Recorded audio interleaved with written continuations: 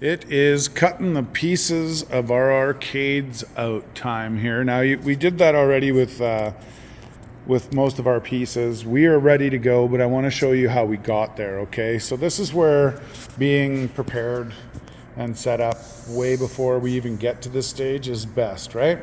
We're changing numbers, scratching things out, we're changing things up and whatever it is as we're going, which is fine, and you may have to do that stuff too.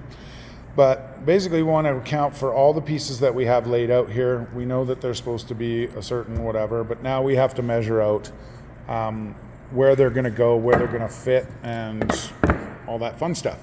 So we've pre-cut our pieces at 16.5 inches wide. You're going to probably go at least 23 to 28 inches wide for your full-size cabinet. Remember, this is only a half-size cabinet.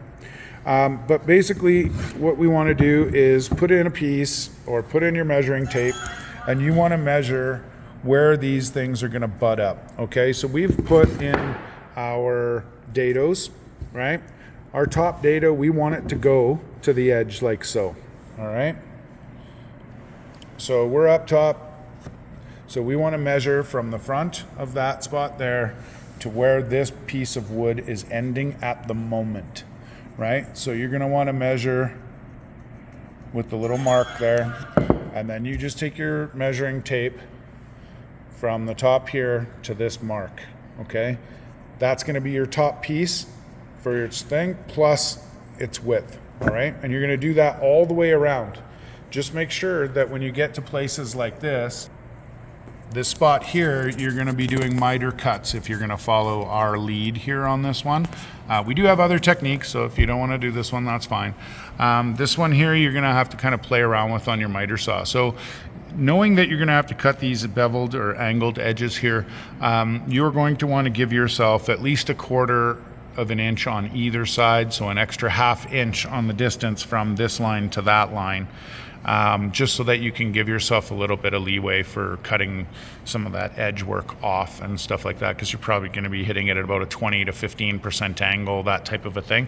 And then you're going to have to remember that you're going to do it on the pieces adjoining them as well.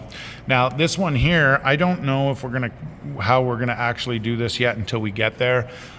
We might just go straight like a 90 on this one and then do the beveled angled edge for this piece specifically, and then come up with this one. You can't, the way we've cut this, you can't do that on this angle, okay? But you can, I guess in a sense, go that way. No, you won't be able to. So you have to kind of, this angle is the only one you're not going to be able to cheat on and do a 90 and then butt up to it with your thing there. But see, when we look at it like this, you can see it as you go in real time and see where the changes have to be made. So this is when you want to start cutting out your pieces, right?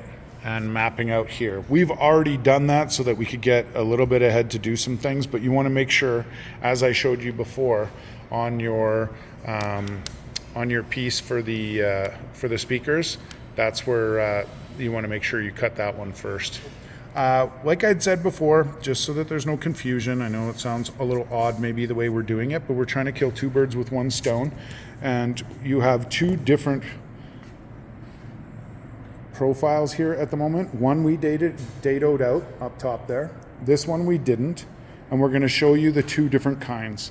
Now we're going to divide them up into 2 different videos, and we're going to do that with some plywood, so it'll be a total of 4.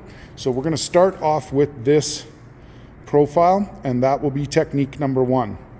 This one up here is going to be technique number 3, just so you're clear. Then we're going to do the plywood ones that we have prepped up for you over there. They're going to be technique number 2 and 4. All right, so moving on from here, you're just going to keep watching this. This will be the technique number 1.